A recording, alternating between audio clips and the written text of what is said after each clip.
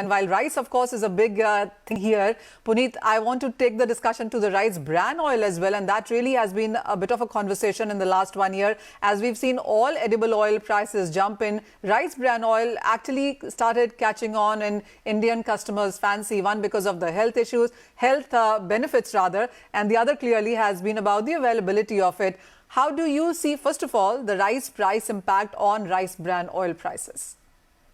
Thank you, Manisha.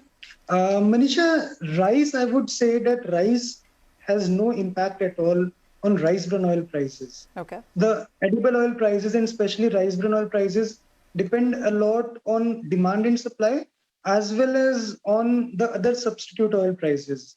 As you had seen that recently when other prices globally had gone up, so did rice bran oil.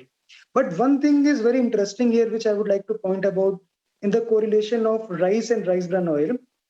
See, a few years back, rice bran oil or rice bran, I would say, was a byproduct or a waste product from the rice milling industry, especially from the government rice mills. So, but in the past few years, this has turned out to be a game changer for the rice milling industry, wherein now people, especially the government contracted mills, they have started seeing rice bran as a major product. In the last year, if we see, the prices of rice bran they fetched was much higher than the local or the government milled rice prices they had. So it has turned out to be a game changer. While rice, on the other hand, has no impact on the prices of this oil. Point taken. As you said, yes, I was checking prices and last year was a 25% premium on prices, which seems to be on a level playing field right now. But Puneet, how has the demand been for rice bran oil and how do you see the pricing now? Because there has been a lot of movement in prices. How do you see the prices now versus other edible oils? See, firstly, on the demand front, if I was to talk about around 10 to 15 years back, rice bran oil was very little known in the Indian market.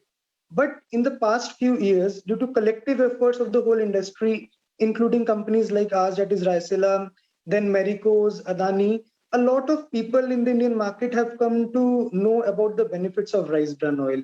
Especially if I was to talk about the COVID era and the post-COVID era, as we had seen people shifting towards a healthier lifestyle. And rice bran oil is the best alternative available due to its well-known benefits of cholesterol lowering and other benefits. So people have now started shifting to this oil. In India, if I was to talk about in value terms, the rice bran oil industry is pegged at around 12,000 crores currently. And it is expected to reach 20,000 crores in next 6 to 7 years.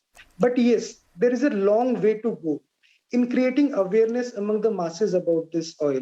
As you were talking about the imports as well, previously we had seen a supply chain disruption.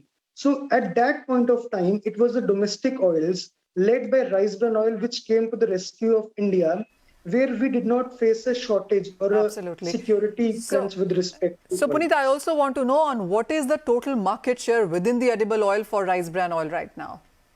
See, currently India consumes around 23 million tons of oil, out of which around 13 to 14 million tons is imported. Out of this, 1 million ton or a bit more than that is given by rice bran oil. So on an average, 5% of that whole share of the Indian market is taken by rice bran oil. Okay. And there is still a lot of potential. Absolutely. Around, you can say 6 lakh tons more rice bran oil can be produced from India. Okay. So the 5% which we are currently talking about, so rice bran oil can reach a pie of 7 to 8% in the total chunk in coming years. We will keep an eye on those numbers.